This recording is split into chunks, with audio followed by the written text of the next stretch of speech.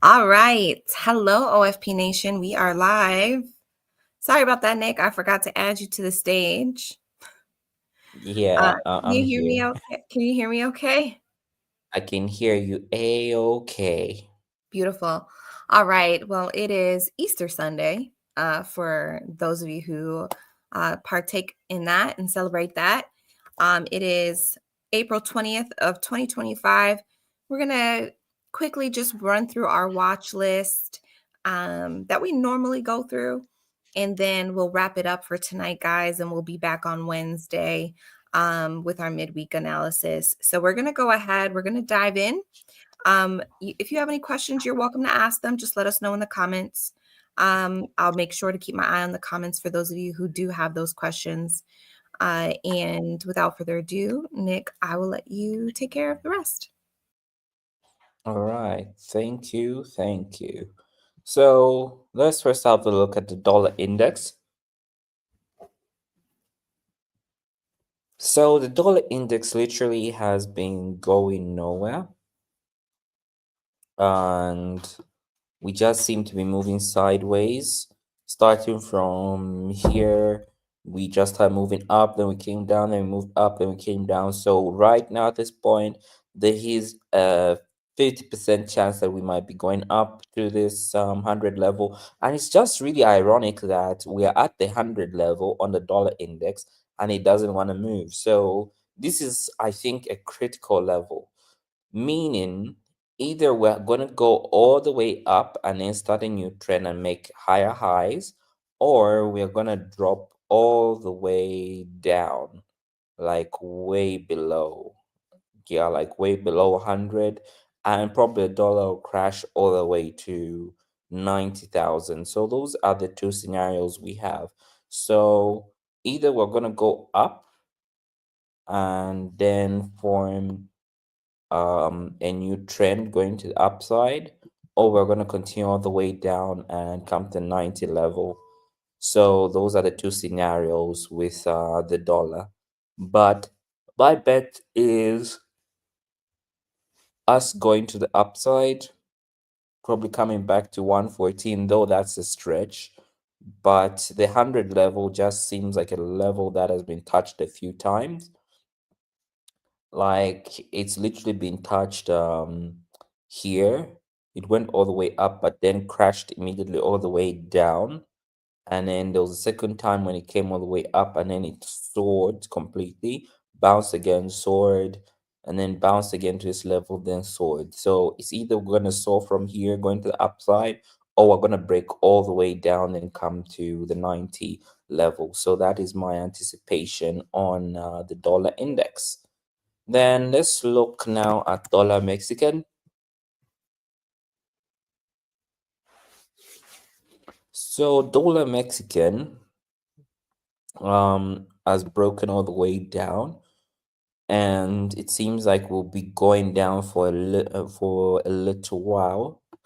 And then our next level of support is all the way down here at 1920. So that's where we could be heading, especially with the dollar index down. We might actually see more downside movement on the dollar Mexican.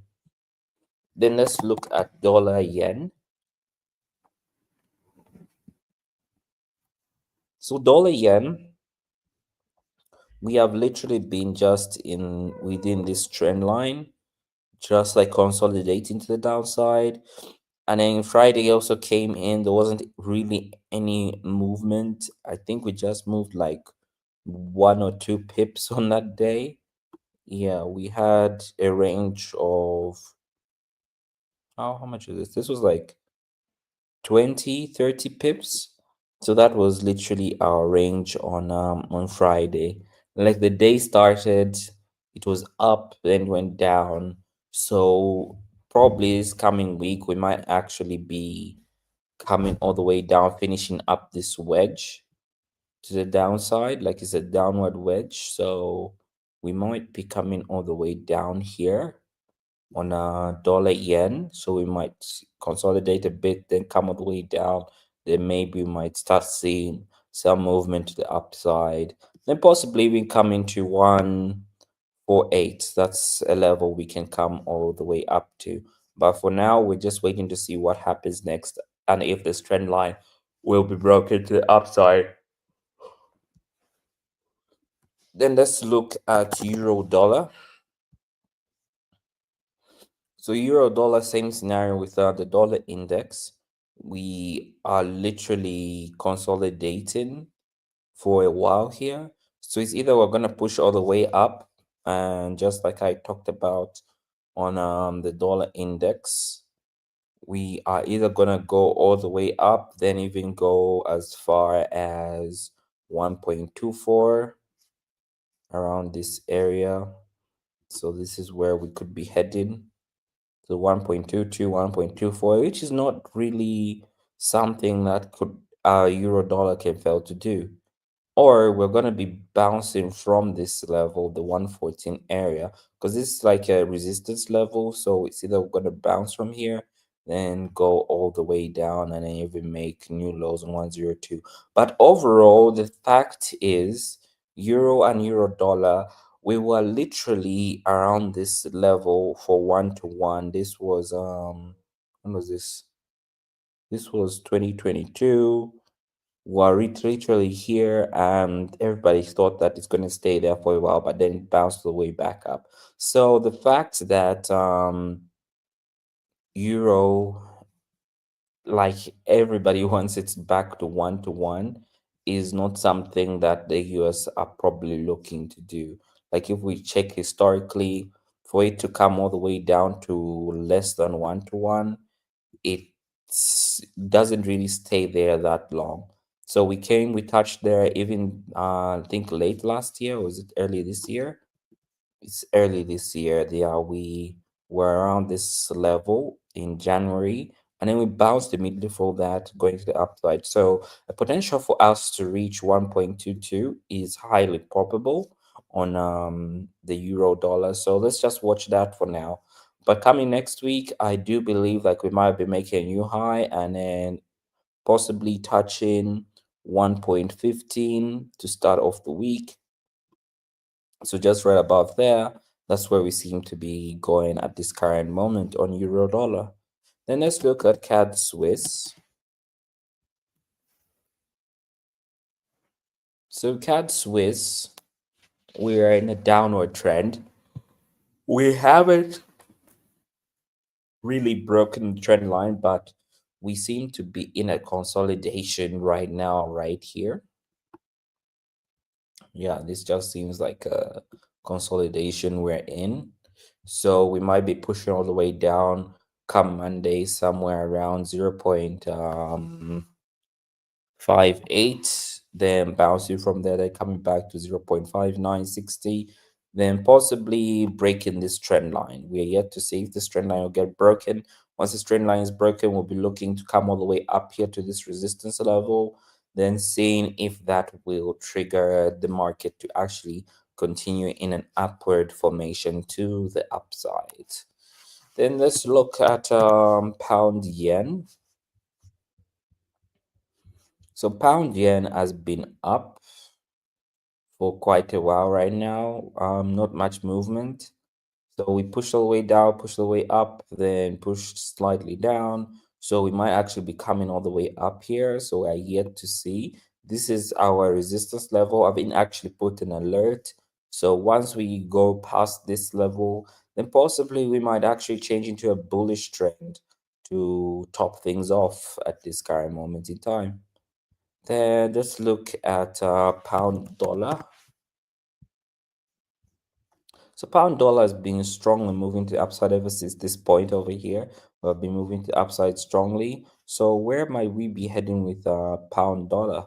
So pound dollar, we might be seeing ourselves even actually coming to 1.34, which is very possible. So that is a level we might be coming up to. That is where our resistance level will be. Then from here, we may see if we'll be reversing from here or going all the way up, even possibly to the 140 or 143 area. So that is our anticipation on pound dollar. Then let's finally look at gold. So gold has been pushing up strongly, and yeah, we had our push to the downside. I think I already talked about this level, did I? I should think so. Like it literally pushed to this level, which I already marked and bounced from there. And now it seems to be going all the way up. So probably next week it might actually be making a new high. But the thing is, it left a pin bar here. So this is going to be 50-50. So it's either going to make a new high, which is another likelihood, or we're going to start to push all the way down, then having to fill this pin bar, then come all the way down here. Then maybe this is where we might bounce from, continue to the upside. So those are the two scenarios we have on gold. So let's now look at NAS 100. So NAS 100, we had that push up to the upside, broke the trend line, whatnot. We just seem to be in an overall move, preparing to go to the upside, and we're like in horizontal consolidation at this point. So we might be in this for a while, maybe even for a month, probably even going into May. We might be doing nothing up until this is solved. Then maybe we might have a push to the upside, then start to see Nasdaq actually making new highs. That's a possibility. Or if we do break down, we might break down to the previous lows and continue this bearish trend for probably another 3 months. So that is what I am seeing on NAS 100. Then on US 30, I believe it's the same scenario. Yes, we are also like in a consolidation here. So we're yet to see what happens next. So either we're going to push all the way down and bounce from here and go all the way up, or we're going to go all the way down and then continue making new lows. Now, let's also look at Bitcoin at this point. So, Bitcoin, we bounced from this area. We seem to be going up to this top area, which should be 87,000. That's where we seem to be going. So, probably next week we might be touching this area. Then from here, that's where the decision is going to be made. Either we're going to bounce from here, then come all the way down and make a new low, or we're going to go all the way up and then probably make a new high, possibly even touching this resistance level over here around 95,000. But overall, Bitcoin has not really been making crazy moves in the market, but we're yet to see what it brings in the future. And then for Ethereum has just been moving sideways, more like it's in the holiday as well, but not really. I do not think Ethereum is affected by this Easter holiday that's going about. So we are like in the tight range consolidation. I would say this is the consolidation, or even much worse, this could be the consolidation and not that one. This could be the consolidation. So we might actually be moving in this consolidation range for quite a while, and my anticipation is that we might actually even go all the way below 1,400 in the coming weeks. Maybe even going to 1,000 exactly on this on Ethereum. Like we might possibly come there. So we might actually see ourselves even below 1,000, we possibly touching 900. That is a possibility on Ethereum. Then from there, we might bounce from this level, then go all the way up. So this is where our analysis ends for this evening.